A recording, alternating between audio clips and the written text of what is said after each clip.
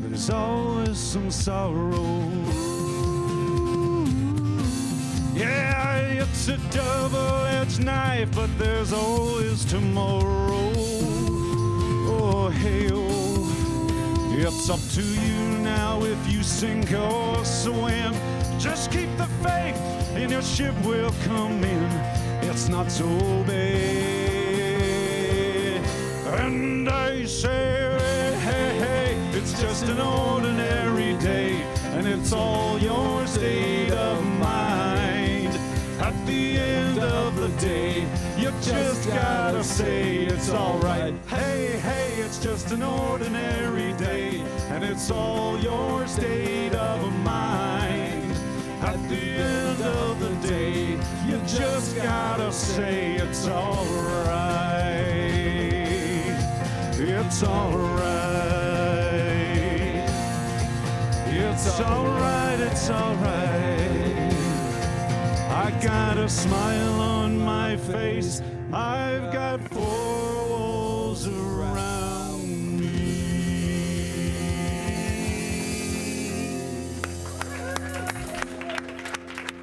All right, this is Pierre Gautreau and the Queen Street Band.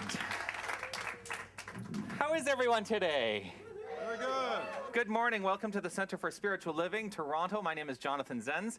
I am the spiritual director here, and it is so great to have you all joining us this morning on this beautiful, beautiful Sunday morning. Hasn't it been? For me, this is a gorgeous week. As I talk to all of my friends back in Southern California who are experiencing quite the heat wave right now. It's been like 110 Fahrenheit every day this week. So yeah, so I'm quite happy to be here in cooler weather, even though we're going to get a little heat snap this week from what I understand. Anyway, welcome to the center. I've got some things to tell you about. Yes, and Judy and Linda will be very happy that I'm talking about this. So I have to get my notes out because they sent me notes. I'm being very specific, and Carmen, yes, being very specific. So first item. We are going to be doing a fundraiser event in December. And I'm very excited about this. It is called, now, go with me on this. It's called A Broadway Christmas. It's going to be on December 6th, Friday, December 6th. And what it is, A Broadway Christmas, it's going to be a concert.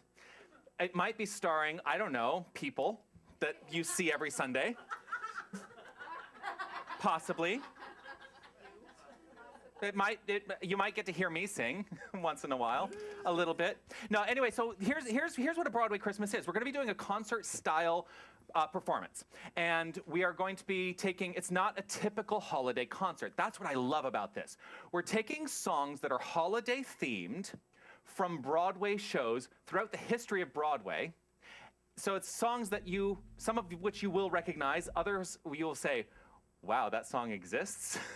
But it's a lot of fun because it's not your typical holiday concert, but they're all holiday-themed songs. And we tell the story of Broadway, the history of Broadway, through Christmas music and holiday music that's been on Broadway. Does that sound like it will be a fun concert? Yeah. So, if you're going to come here and think that you're going to hear Joy to the World or Deck the Halls, that's not going to happen. You'll hear things like Turkey Lurkey Time. Oh, you just wait, because I'm going to get you dancing. And what else? Like pine cones and holly berries. And anyway, it's going to be a fun time. Here's how you can help, though, because it is a fundraiser. So we're going to be doing a silent auction as part of this event. We're looking for 6 spectacular items to put up for auction. So if you want... if you would like to help out with that, if you know of anybody who has a spectacular item that could be donated to the center in support of growing this center and getting this message out to the world a little bit more deeply, you can speak with Judy or Linda or Carmen. They can help you with that, right? Yes. So far I'm doing okay. All right, because they sent me notes. So let's see. Here's some spectacular items. Things like a weekend getaway somewhere nice, like the Briars. or fine dining for two, hockey tickets, etc. Other great items. Whatever you can think of that is a spectacular item that we can put on auction, that would be fantastic. Also, we are looking for people who would like to help sponsor the event, because there's going to be some costs involved in the event, and we would love to have the ticket price be the major fundraiser. If you're willing to do a sponsorship for the event, that would also be very helpful. And we're going to come up with sponsorship opportunities and what that looks like, but just so that you know that that will be coming down the road. All right. Plans are underway at the moment for catering by our own members of our own community. So it'll be elegant hors d'oeuvres, and we're going to decorate the place. I hear there are great plans for decorating the place. Yes, I'm like, wow, there's a lot here. All right. So, plan now, December 6th, save the date. And it's actually I think I put it in one of the Friday emails or the Monday, Tuesday email to save the date, December 6th, because we want to pack this place. And we want you to bring all your friends, too. So please join us. What we're looking to do is the goal ultimately is to raise enough funds so that we can buy a new soundboard and some other technical things for the center so that we can make this an even better experience for all of you and for everybody who's watching us online. Yay! Yay! All right, so that's one item. Am I okay there? Awesome. I got to keep checking in because they will be on me later and say, you didn't say this. The church ladies, they, if you think that I have any say in anything around here, you're wrong. The church ladies run this place. So the second item is this. October 6th, right after service, we're going to be doing an event. I've stolen the name, so if anybody in Tucson is watching, you're just going to have to accept that I've stolen the name, called Shop Your Girlfriend's Closet. Here's how it works. There are going to be a number of you who will come together, and you will bring your clothes that you don't want anymore. And you're going to, the idea is donate them to the center. And we're going to have an opportunity to bring all of these things together, and then everybody else can now shop for these items, and they can say, I want this, and I'll pay X amount for it. And all the proceeds go to the Center for Spiritual Living. So we're going to be doing that on October 6th. Sunday, October 6th, that's coming up in a month, 4 weeks. So that's how that works. What am I forgetting there? So we're going to include books in that? Okay, so we're going to include books in that. Bring your treasured items from your closet that you're ready to part with. Put a price on it. Keep it reasonable. Keep it reasonable. This is not a garage sale. So no kitchen items, nothing like that. Fashionable ladies' clothes and jewelry. And sorry, guys, we're going to keep it to the ladies only right now, unless you want to shop your boyfriend's closet.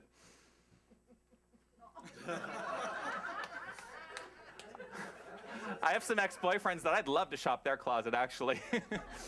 No, but we're going to stick to the ladies right now, and eventually I think we're going to grow this into something, because we're going to try and start doing this quarterly. Does that sound like a good plan? All right, so good books, payments for these items are a donation to the center, and the benefit is it's going to be a lot of fun. Am I forgetting anything there? All right. Say again? Thank you, Jonathan. Thank you. If you have any questions, talk to Judy or Linda. Would you stand up for a moment? Or Carmen, who's in the booth, and they can tell you all about these events. So I'm going to now step aside for a moment and invite Linda Visosky to the microphone because she has something she would like to say to you. I've coerced her into doing this, so. Thank you, Jonathan. Thank you, Jonathan. So last Sunday, or Tuesday, Jonathan said to me, Linda, would you just share a little bit about you coming to classes and what a difference it's made in your life? So upon pondering upon this week, I remembered a quote that James Mellon said, permanent change requires, permanent change requires a great deal of effort. So a minimal amount of effort, you won't get the change in your life. As I pondered that, I thought about me coming to the Center of Spiritual Living. And as some of you may know, a year and a half, 2 years ago, Helen, our lovely Helen, said, Linda, just drop by. Well, I was at home. But then I went away after a Sunday, and I thought, I want to enjoy this and embrace this philosophy more deeper. So I started classes with some lovely ladies here, and it took my life, more importantly, out there to a different place. I embraced my family differently, my children, my grandchildren. I almost have tears talking about it today because the rippling effect of truly learning and embracing this philosophy in my life is beyond words. And I only have 5 minutes, so Jonathan said, make it short. So I really suggest, so since that time, I've done several courses with many people here. And I just want to share with you just the importance of just speaking to Jonathan, speaking to Margaret Ann, taking a course in this philosophy to help you embrace it more deeper into your life. If you're looking just to come on Sunday, get inspired, which we all are, and have a great time, that's wonderful. And yet if you want to take something more deeply, embrace it into your life, and share it with your family and your friends and the world, I truly recommend. Speak to Margaret Ann, Jonathan. We're doing self-mastery now, starting on Wednesday night. So please, take time to speak to them and take time to take your life to a new place. Thank you. Thank you.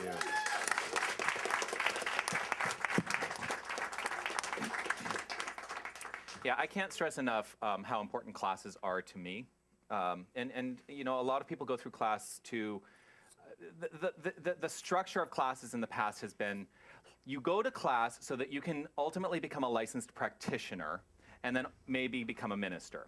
And I really want to turn that around. Classes are for everyone, and classes are really where you learn to put this principle into practice. Because like you said, feeling great on a Sunday is great, and please keep showing up on a Sunday. But if you really, you know, Ernest Holmes says this is a healing and a teaching philosophy. Note that the healing and the teaching has nothing to do, really, with feeling inspired on a Sunday. He was very clear. He wanted to teach this philosophy, and he was interested in people using this philosophy. So that's where you learn how to use the philosophy, is in class. So please join us for class on Wednesday night. That's Self-Mastery is the class we're in right now. And the Untethered Soul, which will be taught by Helen Velo, starts on the 19th. It'll be on Thursday nights, 6 consecutive Thursday nights. So there's that. What am I forgetting now that I told you weeks ago I would never do announcements again, and it's my show, so I get to change it up when I want.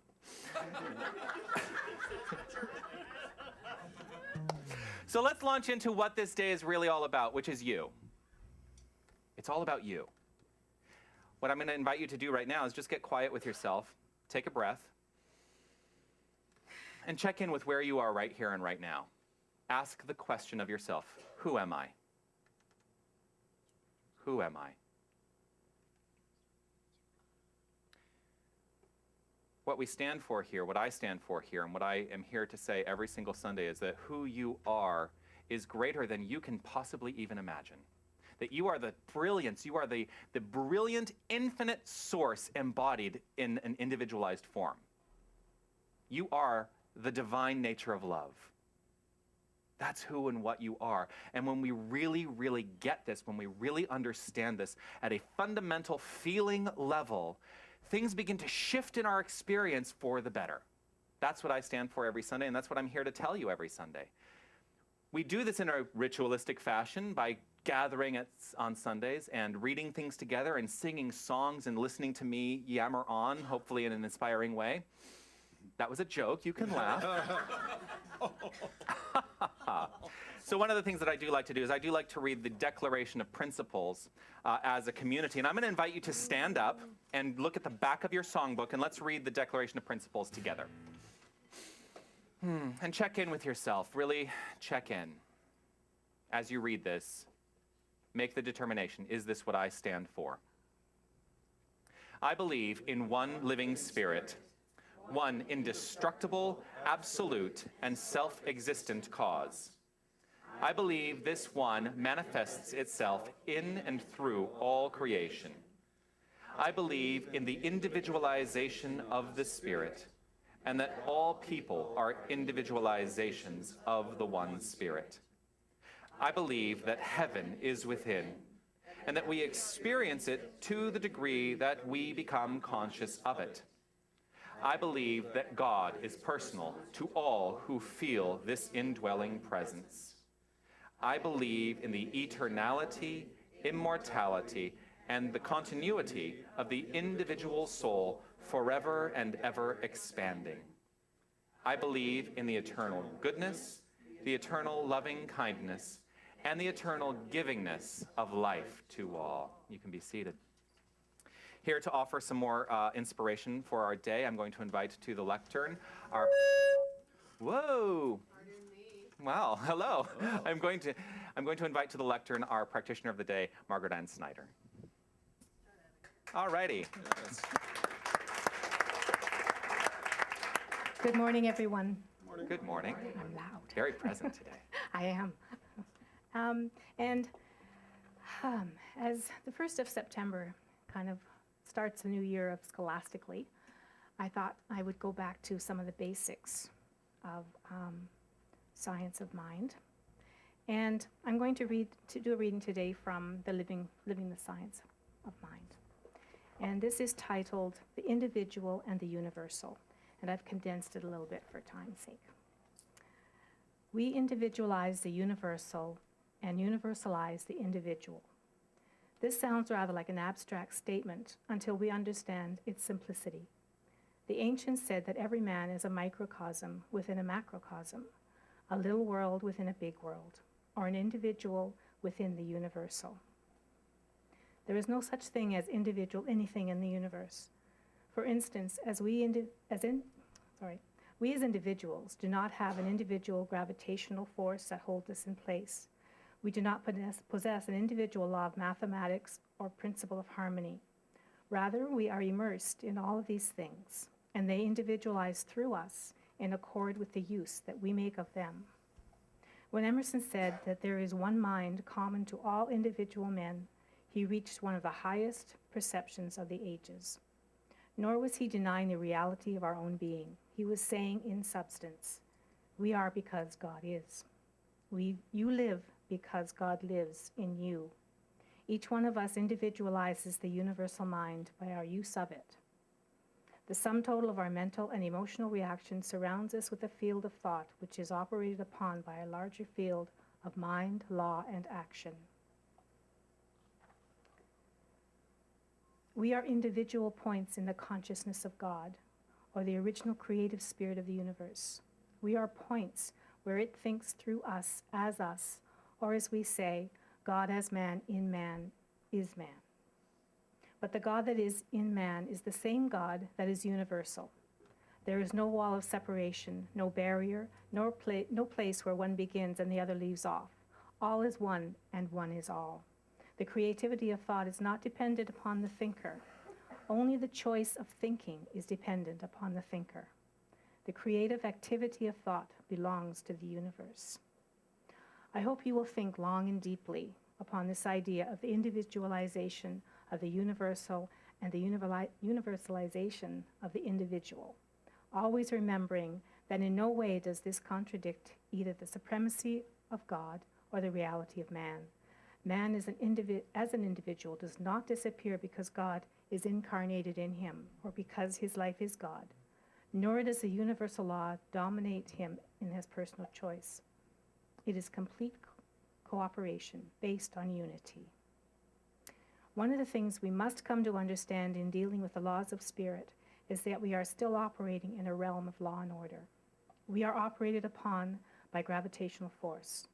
While it is true that we can change our individual position in it, it is also true that whatever position we take, we are still operated upon by it.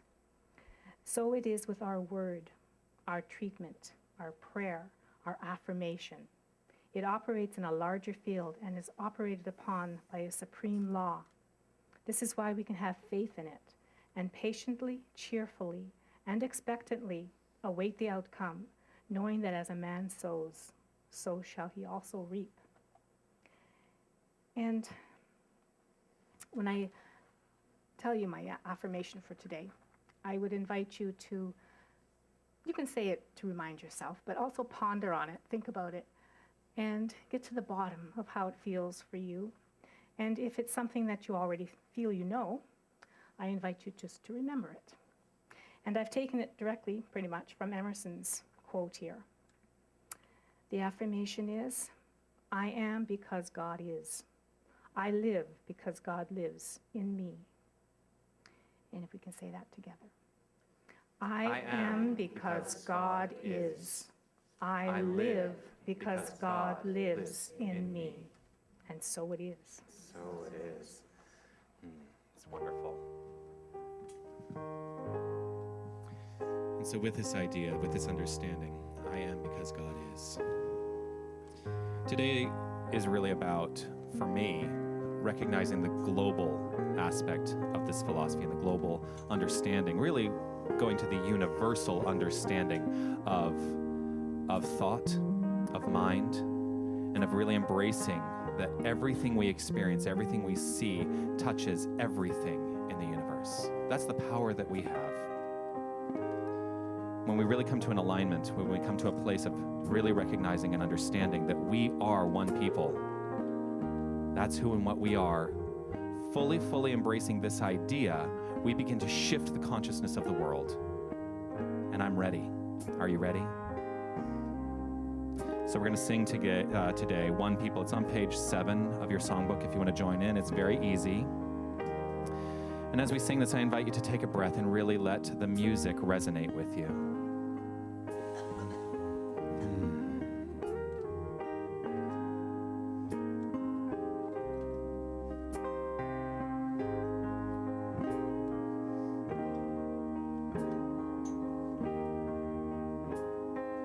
One people living on one planet, joining in one family.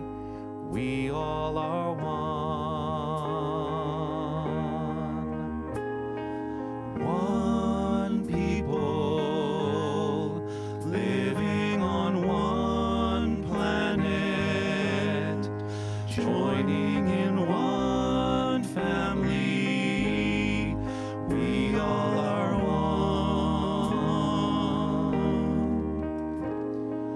One people living on one planet, joining in one family. We all are one.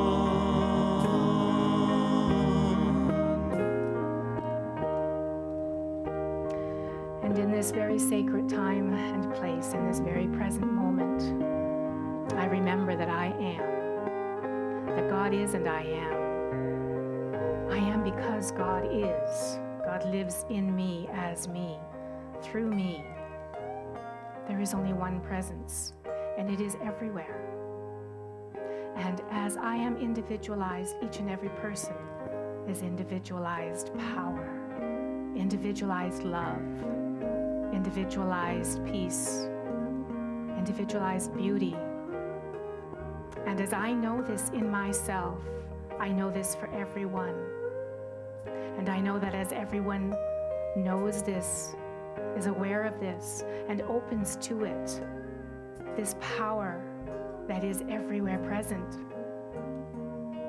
expands and grows and becomes more and more. In this perfect being, in this perfect place, in this perfect knowing, I allow myself this opening, this peaceful being, knowing that life is everywhere present, that love is everywhere present, and I am a part of it. I am an individualized expression of it, opening, allowing, letting it flow. And in this flow, as I give, I receive. And this action expands this love. This interchange, this sharing is part of this whole beautiful expression. And I allow it to be in me, and I allow it to be expressed by others for me. There is this infinite law of giving and receiving. And I rest in it, and I let it be who I am. And in this knowing, in this acceptance, it is powerful, and it is brilliant. And I know that this life, this world, this beautiful world is lit from the inside out, as each and every one of us feels the light that burns in us. in gratitude and joy, and in so much love. I release this to the law of mind, knowing that it is truth, and knowing that it happens easily with grace and with love through me as me. I release this. I let it go. I let it flow. I let it be so. And together we say, and so it is.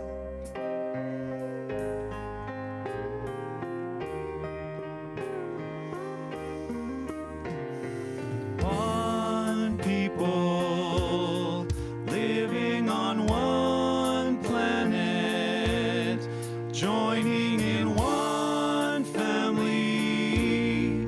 We all are one. One people living on one planet, joining in one family. We all are one. One people living on one planet, joining in one family. We all are one. Repeat that line. We all are one. We all are one.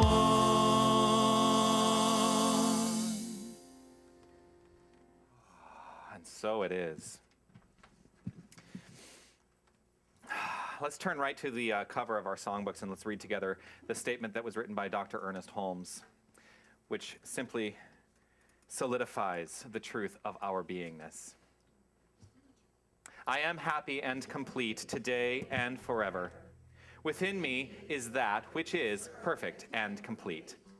It is the spirit of all life, truth, and action. I am happy in the certain knowledge of this inner light. I radiate joy and life, for life is within me now. Life is within each and every one of us now. One of the things I'm going to be talking about today is this conscious life jam that I participated in over the last couple days.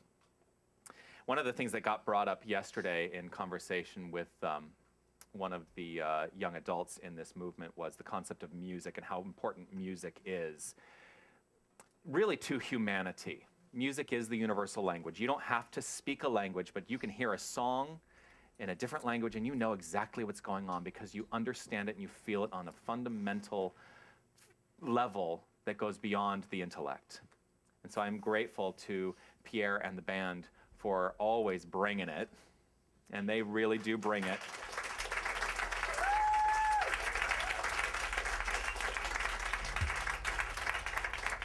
And the song that they've shared today has been in the universal consciousness because we've been hearing it everywhere this week, haven't we? So clearly there was something that needs to be said. Please welcome Pierre Gautreau and the Queen Street Band.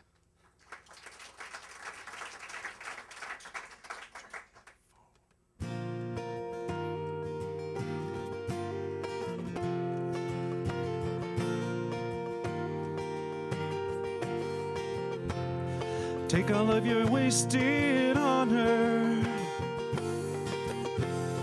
every little past frustration. Take all of your so-called problems, you better put them in quotations. Say what you need to say, say what you need to say. Say what you need to say. Say what you need to say. Say what you need to say. Oh, say what you need to say. Say what you need to say. Say what you need to say.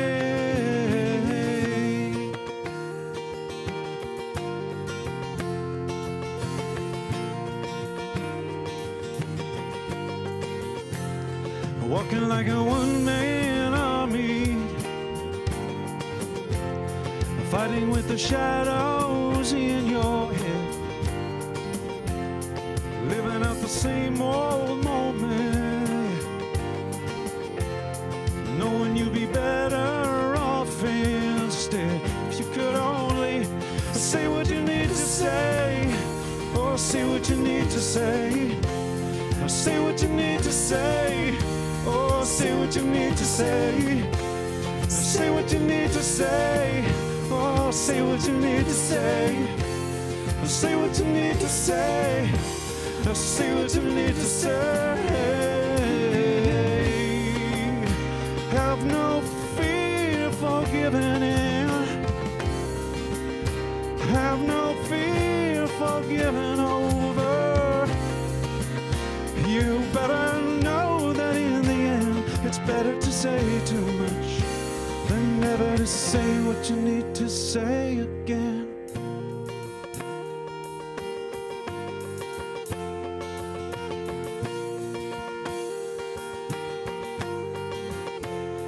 Even if your hands are shaking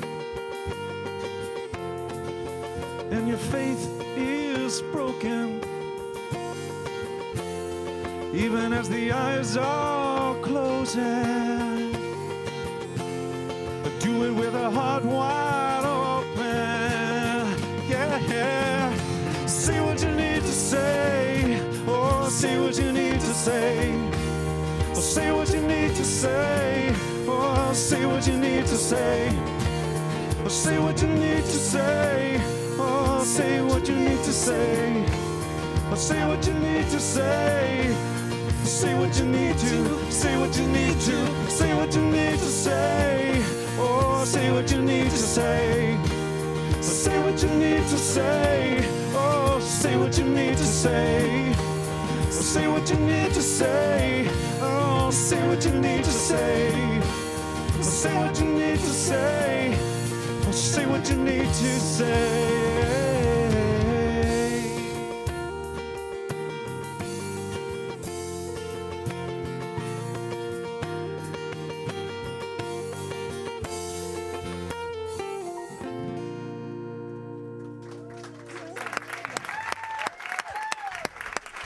Pierre Gautreau and the Queen Street Band.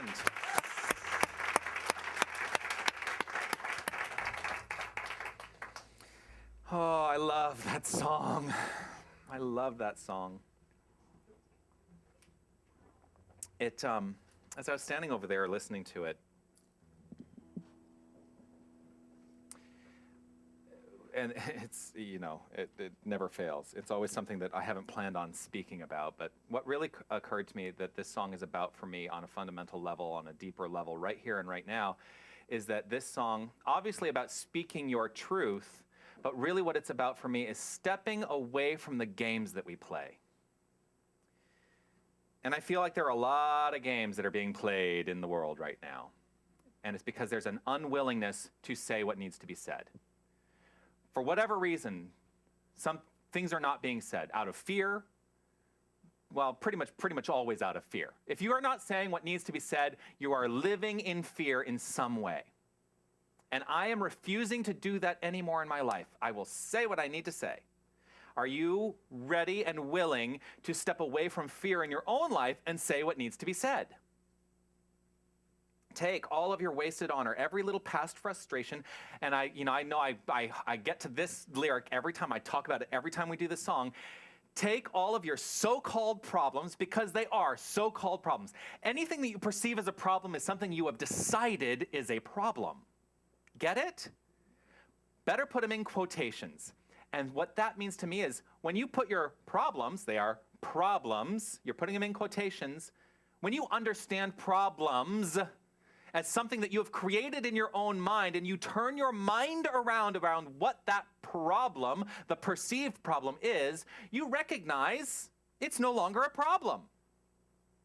It may be an opportunity for growth, but that is the exciting aspect of this philosophy, is when we start to recognize those things as an opportunity for growth, rather than looking at them as, oh my gosh, this is so heavily weighing on me right now, and it's such a problem. Just the energy of shift right there will turn your entire life around. Even if your hands are shaking and your faith is broken, even as the eyes are closing, do it with a heart wide open, and there is what is most important. When we open our hearts in a transparent way that is in integrity and say what needs to be said in a loving and compassionate manner, there is how we shift the entire universe. And that's what I'm interested in. I am no longer worried about, well, it's not worry, it's the wrong word. It's so funny because so many words that I want to use have what could be perceived as negative connotations, because then I think, well, am I concerned? No, it's not concern. Am I interested? Here's what I am interested in. I am interested in changing my mind about things that I perceive in the world. I'm interested in allowing you to take a look at the things that you see in the world and understanding that you have the capacity to change your mind about them. I am not up here to tell you what to think about them. I want to be very clear. That's up to you. That's one of the brilliant things about this philosophy. We are not here to teach you what to think. We are encouraging a method of thinking that is in support of a constructive life. So I will never tell you what to think. I may sometimes get up here and tell you my opinion, but I'll be very clear that it is my opinion. And I've got some opinions today.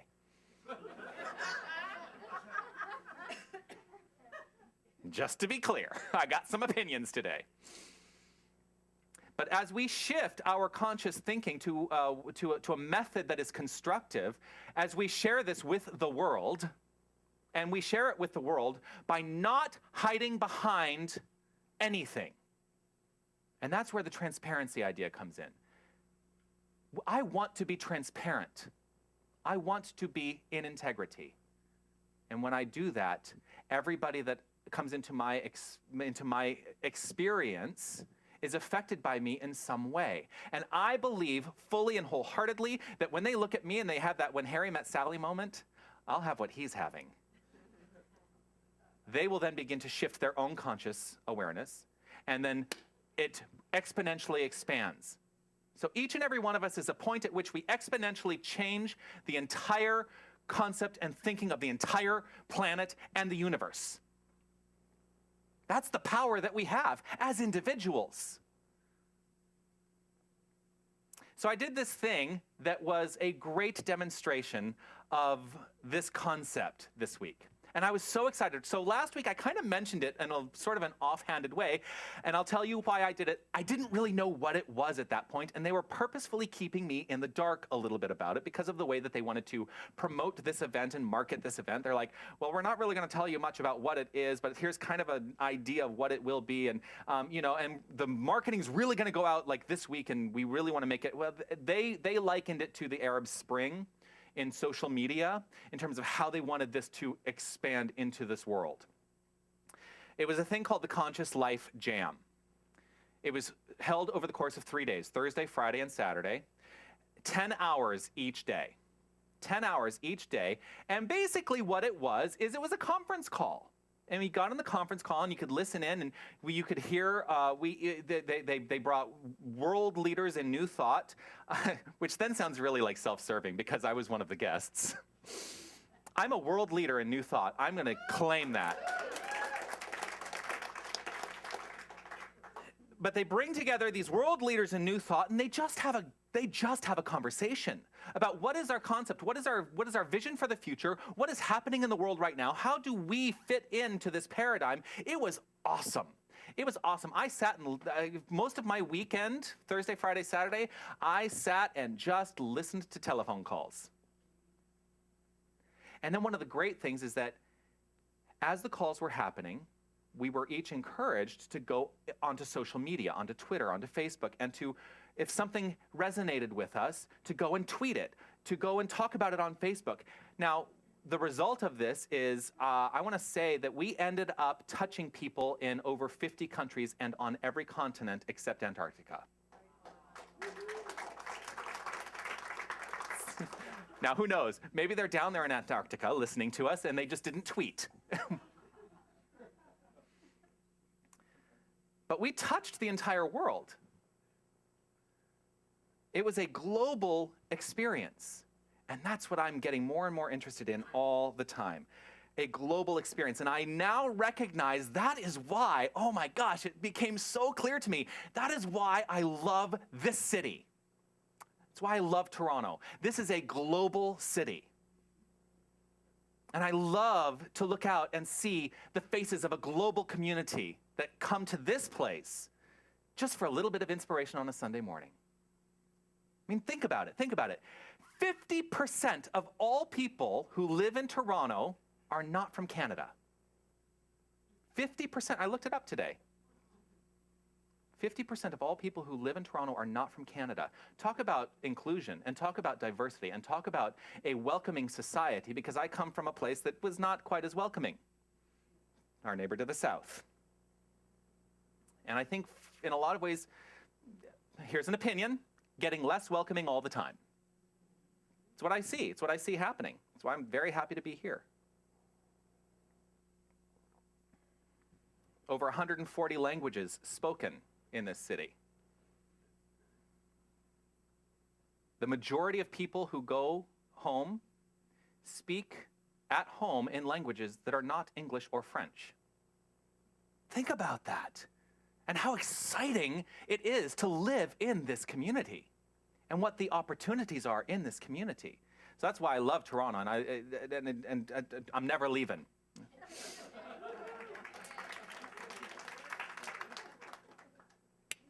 And yet, here we are, and it's great. I'm so, like, I feel it's so lovely to have so many people here today.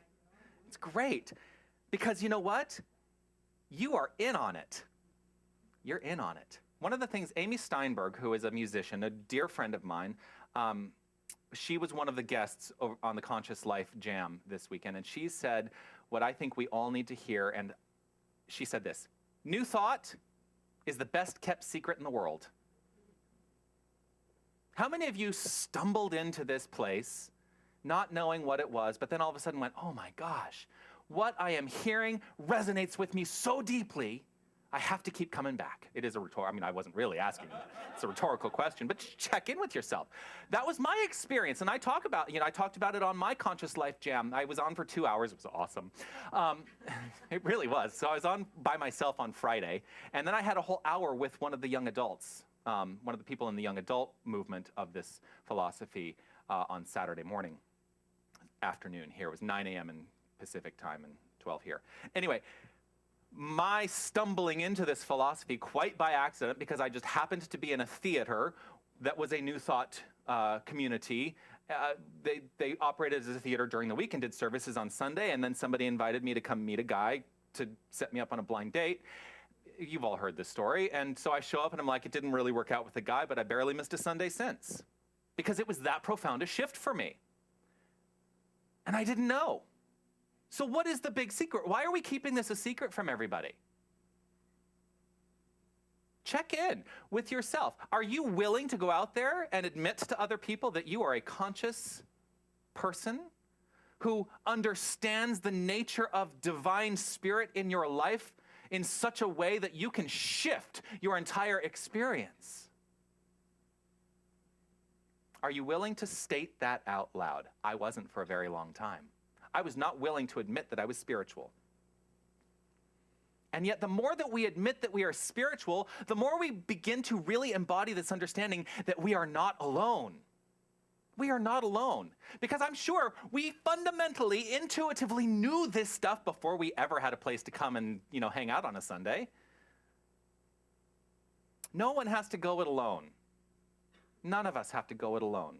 But I think we trick ourselves into thinking that we do.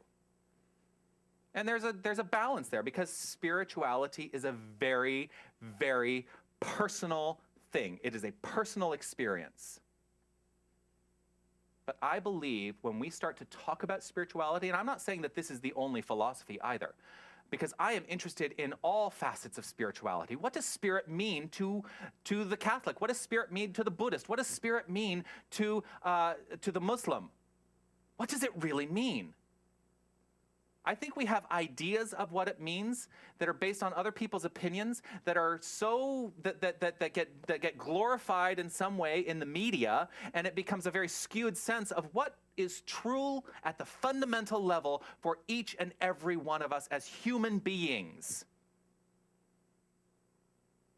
The truth is, we are spiritual beings just because we exist. we are here as the embodiment of spirit.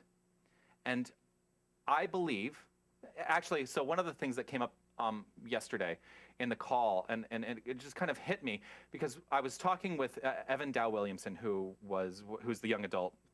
I think he's just about to turn 30, or he's just turned 30 and is about to turn 31, I don't remember. Anyway, considered a young adult. I'm not so much anymore. Gosh, I wish I was. But we were talking about, ultimately what it comes down to is the young adults get this stuff. They really get this stuff.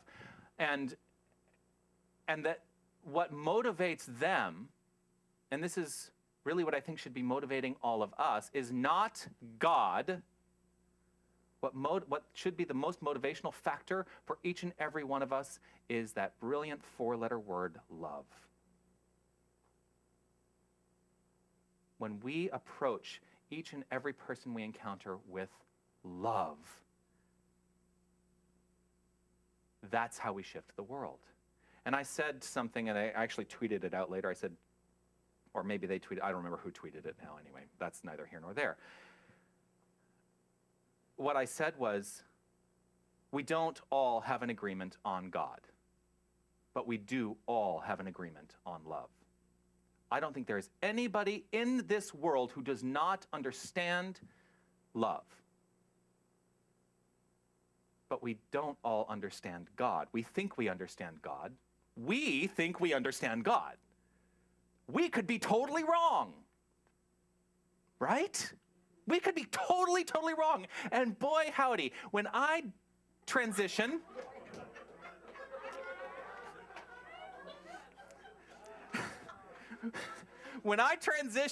and it turns out the Catholics had it right all along, and I'm standing there at the pearly gates, and St. Peter is saying, well, you are a New Thought guy. You're going down. I will have lots of friends.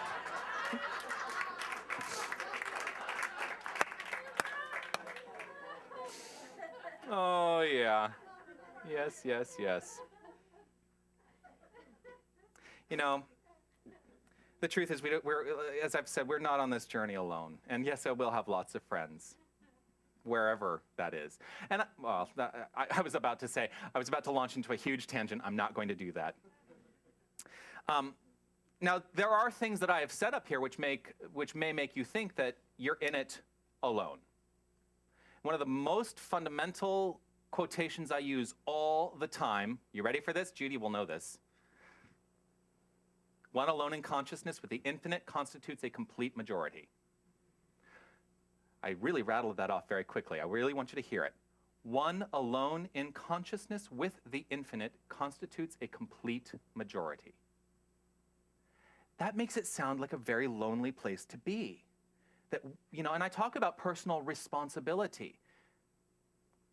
That sounds like a very lonely place to be. And yet, here we are as a community, a like-minded community, who understand, no matter what, we all have each other's back. I want you to know, I have your back. There are people who come to me for counseling. There are people who come to just have a chat with me, not in a counseling way, but I trust that they all leave with the understanding that no matter what, I have their back. I will always, always know the best for you. I will always understand who you are at a fundamental level, regardless of what you are experiencing in your life. That's my job. That's what you have brought me here to do. You didn't really bring me here to yammer at you on a Sunday morning. I am here to know a deeper truth. And when I know it for myself, I trust that in your acceptance and receptivity to it, you begin to experience your life in a new way.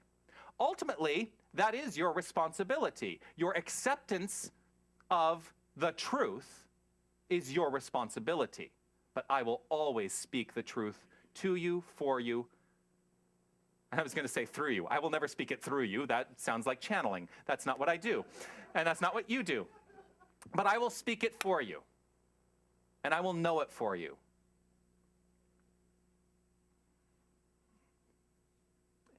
And the reason that this quote, one alone in consciousness with the infinite constitutes a complete majority, I understand this in a different way today, because it does sound very lonely, but it's not an implication that we have to do it all.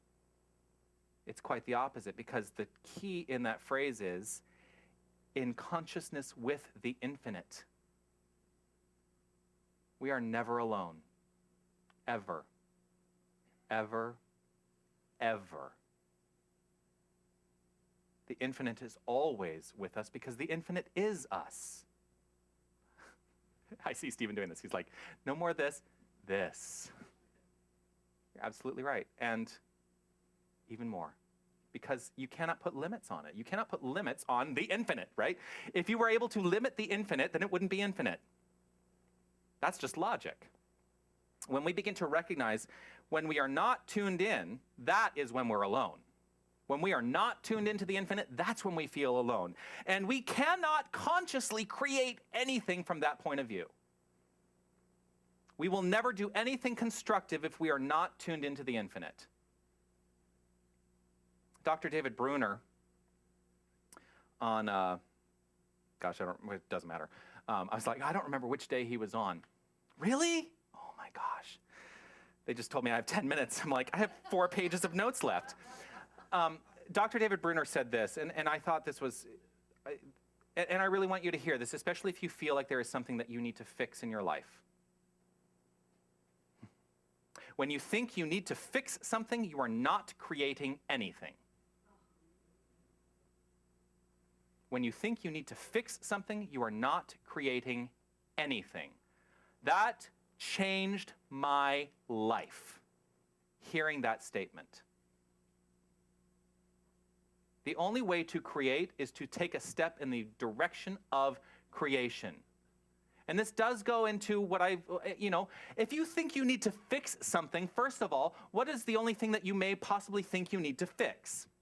Something from the past, right? The past does not exist. I mean, I say it in other words, but really hearing it so succinctly put, when you think you need to fix something, you are not creating anything. We are all part of a conscious evolution that is always, always happening. We're the ones who stop it happening in our lives when we step back and think, oh, I gotta fix that. I gotta fix that. I gotta fix that. I gotta fix that. You don't need to fix anything. Make a decision right now that there's nothing more in your life that needs to be fixed. Make a decision right now that conscious creation is happening by means of you, and your life is unfolding brilliantly. And as you put your mind, as you put your focus, as you put your attention on that idea, your experience shifts. But the more we stay stuck in our story, the more we stay stuck back there, we are not consciously creating anything. And in fact, if our mind is on that, we're going to create more of that over here as we move forward. So today is an encouragement to begin to see life through a different set of eyes. And here is our opportunity. Here is an opportunity.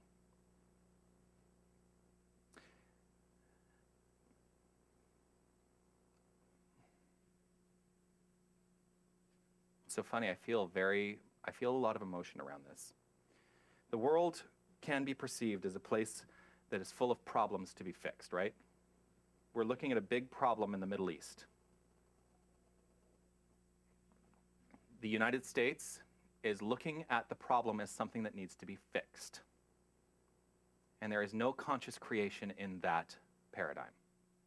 So, as we look at what's happening in the decisions that are being made in the US government around what they are going to do around this Syria issue, here's my question that I am resonating with right now, and here is where we all have the opportunity to step into a deeper expression of the divine moving forward. It's so funny because we talked about this last night. I was out with some friends. I won't point. Hi, Damien. How are you? But we talked about the U.S. is so gung-ho. Some people, actually, the U.S. is really not gung-ho. The majority of people in the U.S. do not want to go into Syria, right? And yet here we have a president who is saying this is the solution. And whether you agree with that or not, that's not what I'm here to talk about. What is the solution that we have in our own mind on the individual level that then translates globally. That's what is important. Where are our resources going? Where are the resources of mind going? Are they working towards a constructive solution, or are they staying in the mind of there's a problem that needs to be fixed? You get to make up your own mind around this. But here's what I would suggest. It's an opinion. Rather than going in and bombing, let's look at all of the refugees that have left that country. Over 2 million people have left that country, and what is happening to them now? Because if we took the money that we would spend on a military operation, and I say we because I am from the United States, so I trust you'll forgive me. If the money was, I'm so getting political. I'm just going to go for it. But if the money that would be spent on a military operation went to help the refugees, there's a conscious, forward-moving solution. Because as we help the refugees, we're shifting the world towards a better place, to being a better place to live. Now, that's physical resources that could potentially help in some way. Is that the right solution? I don't know. The great thing to know is that we are at choice. Everyone is at choice. And whatever choice is made, I have to stay in my own mind in the place of understanding that there is a deeper thing at work here that is unfolding for the highest good of this entire planet. And that's how I use my mental resources towards shifting the consciousness. And it comes down to this fundamental question: what can we do? And this is not just about Syria. This is about in every aspect of your life. In everything that you see that shows up, what can you do about it? Because I get a lot of people who come and sit with me and they say, here's my story, and I can't move forward. And I say to them, yes, you can. Let's stop telling the story, and let's start asking the question, what can I do? What is to be done here? What wants to happen by means of me? What is the constructive solution? We all can do. So I'm going to end today with something that we can do. And one of the most fundamental things we teach, which is pray. And I'm going to read a prayer that was posted by Dr. Kathy Hearn yesterday about Syria. Dr. Kathy Hearn was the spiritual leader of the United Centers for Spiritual Living. So she was the Ken Gordon before Ken Gordon was the spiritual leader. She was the spiritual leader for 10 years, and she offered this prayer. So I will invite you to take a breath. And if it's comfortable, you can close your eyes. Simply relax right where you are and recognize that in this moment, this is the only thing that exists. This moment right here and right now.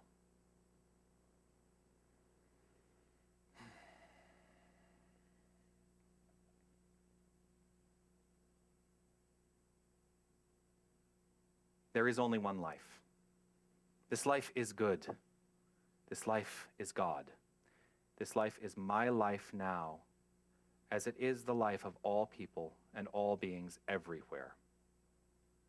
In this consciousness, I speak my word, knowing and accepting that divine love, intelligence, is active now as the only power, presence, and activity moving through all people and all conditions in Syria and the Middle East.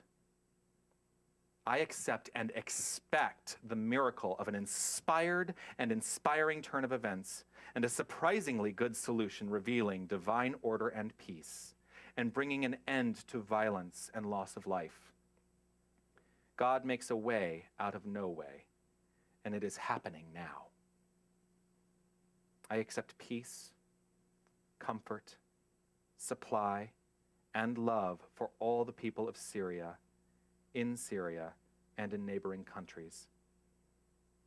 I accept that President Obama and Bashar al-Assad and the leaders of the USA, Syria, and the world are guided by the deepest truths of oneness and peace.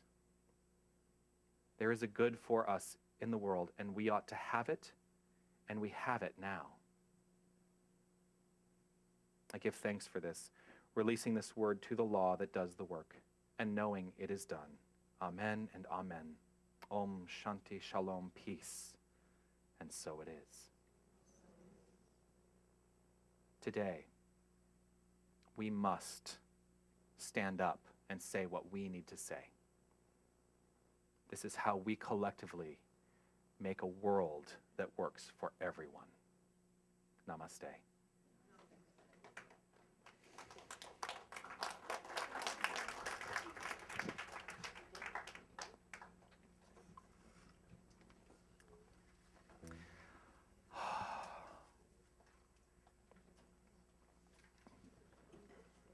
So one of the ways that we share in this conscious shifting of the world is through the act of giving. Oh, I need my phone. Sorry. Beep, boop, boop. Hello, Alterna Savings? Yes. How is our bank account? No, I'm just kidding. No, there was a quote that I wanted to look at, and I forgot to write it down here. La la la. Where is it?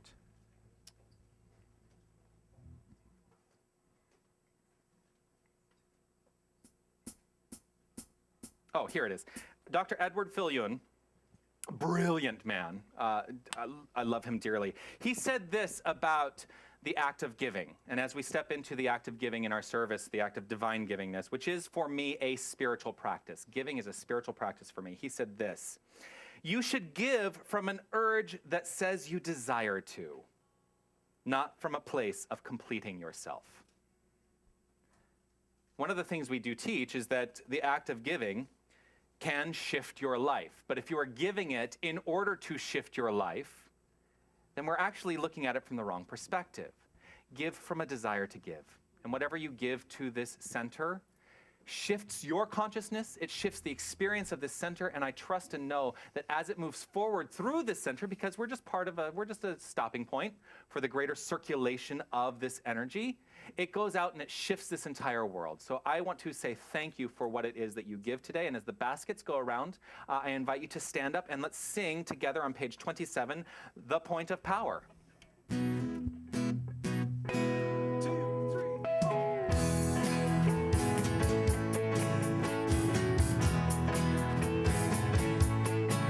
In this moment I feel joy.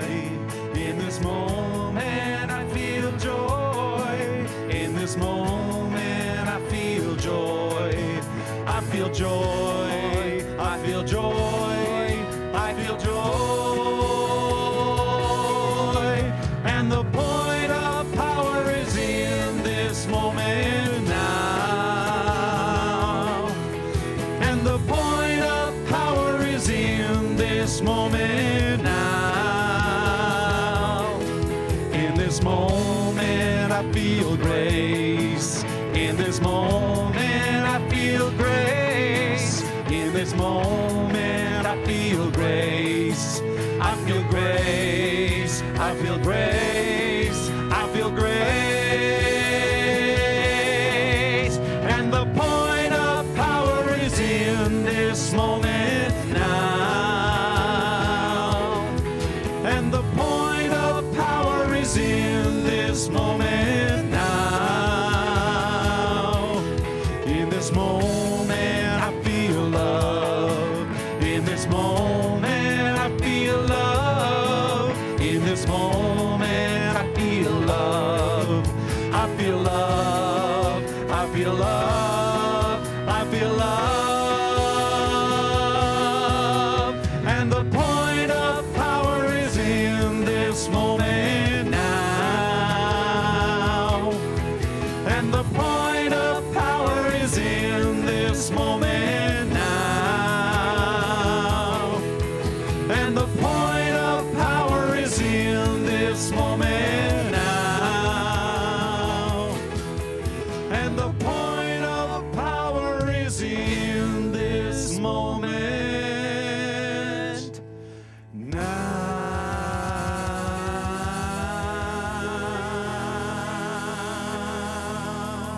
And I'm going to invite you to remain standing, thank you, to remain standing, because this energy is what we are going to concretize the blessing of the offering in right here and right now. Margaret Ann's going to do the offering, the blessing of the offering.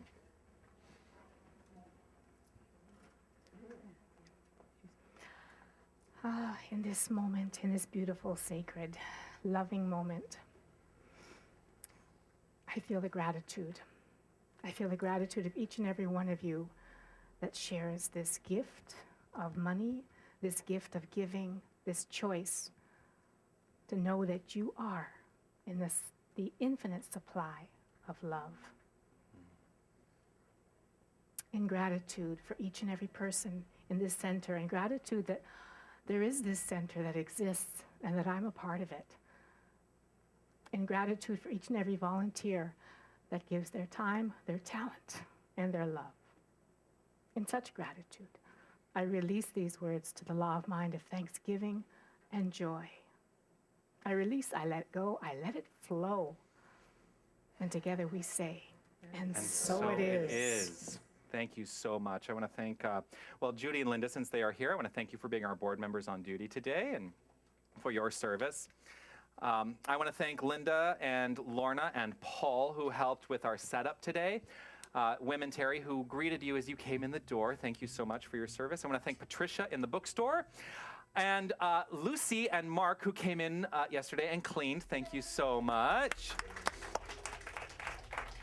I want to thank Carmen in the sound booth, and I want to thank Tony, who is on our camera today to make sure we get out to the interwebs. I want to say hello to everybody who is online with us today, whether you're watching us live or whether you watch in the archive. It's great to have you join us. I want to thank Heather and Shaw Rose, who are down with the kids today. Oh, and Mark. Mark, you were down with the kids today, too. Of course, I didn't see you here, so thank you, Mark. And I want to thank our practitioner of the day for your brilliant service in meditation and in offering what you offered and in your beautiful prayer, Margaret Ann Snyder. Thank you. And as always, let's give grand props to Pierre Gautreau, Tanis Burnett, Stephen Belair, Rudy Jock, Brian Forwell, and Patrick Lee, the Queen Street Band.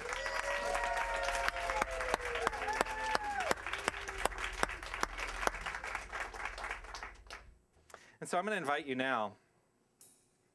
What am I looking for? Oh, that's what I'm looking for. In rehearsal, I kept messing this lyric up, so I'm just going to make sure that I have it available to me. To close out today in benediction. And benediction, you know what benediction is all about? It's all about gratitude. That's what benediction is all about. And I am grateful for you.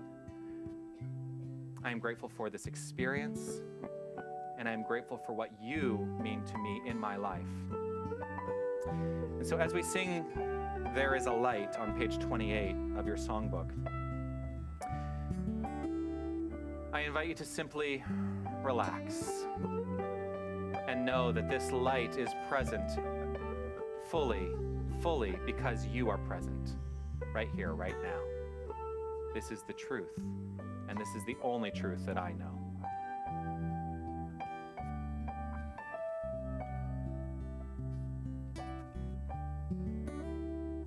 There is a light,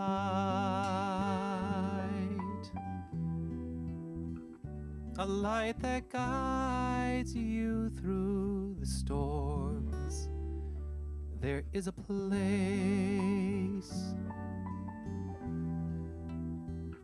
a place of healing and calm. There is a peace, peace that lives beneath the waves, beneath the sorrow and the joy. There is a stillness and grace. Your tears like rain are falling from the skies. It is God's love that's pouring from your eyes. The wounds of life, they bring healing, my friend.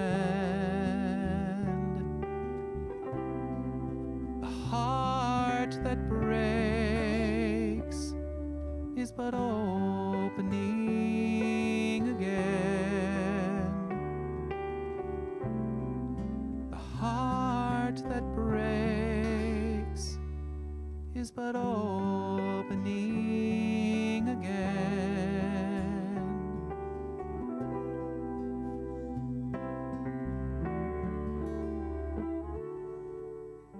There is one life. That life is God's life. That life is perfect. That life is your life. That life is my life, right here and right now. I trust this and I know this. Each and every one of us experiencing the life of God as God by means of our individualized experience. From this place of power, from this understanding of power, I give over to the divine nature of love in all things. Trusting and knowing that love is the motivational force and the motivational factor that shifts this entire world to one that is fully healed right here and right now. For in healing is a revealing of this divine energy in all things, in all experiences. And I simply open up to this divinity right now. And I know that each and every one of us in our own perfect way does the same, opening up to divinity in all things. And so it's with a truly compassionate and grateful heart that I simply give over to this idea and allow it to manifest in experience in life. Trusting this, knowing this, I simply say, yes, it is done, as I release this word to a perfectly corresponding law. I say it is so. I know it is so. And together we say, and so it is.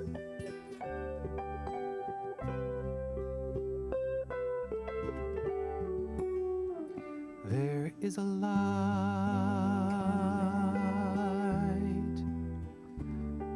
that guides you through the storms. There is a place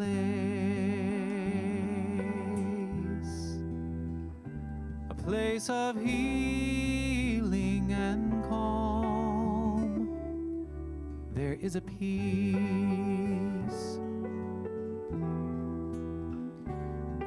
that lives beneath the waves, beneath the sorrow and the joy. There is a stillness and grace. Your tears like rain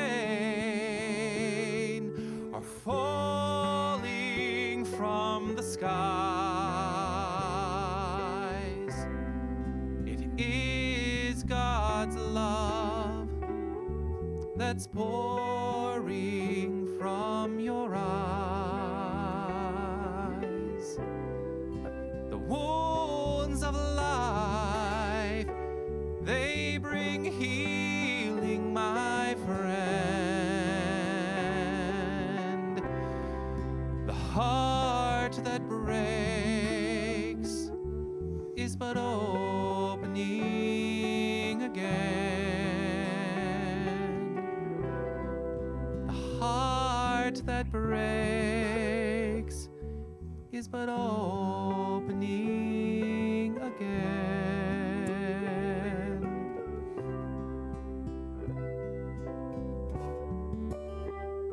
There is a light.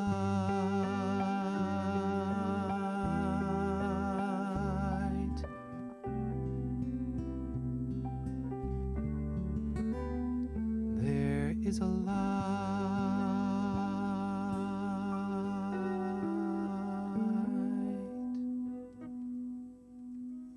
And so it is. So let's take this healing energy and let's take it out of this place today and take it into the world. We're going to finish out with Breathe the Same Air, which is on page 16. Yay!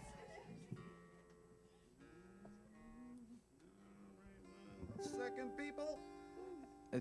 And I'm going to punt now while he tunes. Okay, we're good.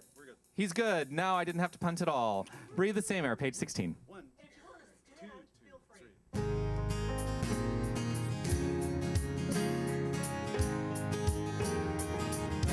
Well, it's an idea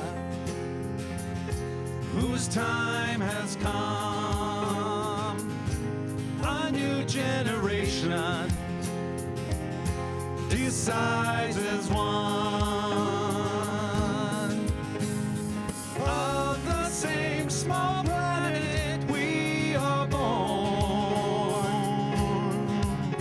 It's never been so obvious before.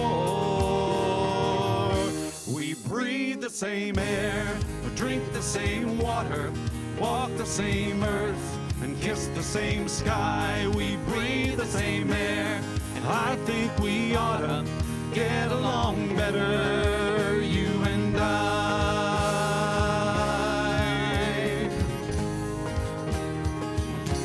The future of history is crystal clear. The borders between us will disappear. Of the same small planet we are born, and there's no foreign country anymore. We breathe the same air, drink the same water, walk the same earth, and kiss the same sky. We breathe the same air, and I think we ought to get along better, you and I.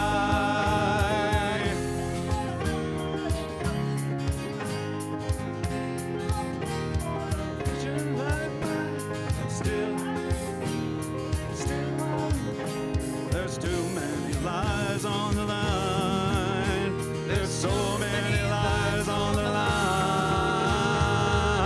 We breathe the same air, drink the same water, walk the same earth, and kiss the same sky. We breathe the same air, and I think we ought to get along better, you and I. We breathe the same air, drink the same water, walk the same earth, and kiss the same sky. We breathe the same air, and I think we ought to get along better, you and I.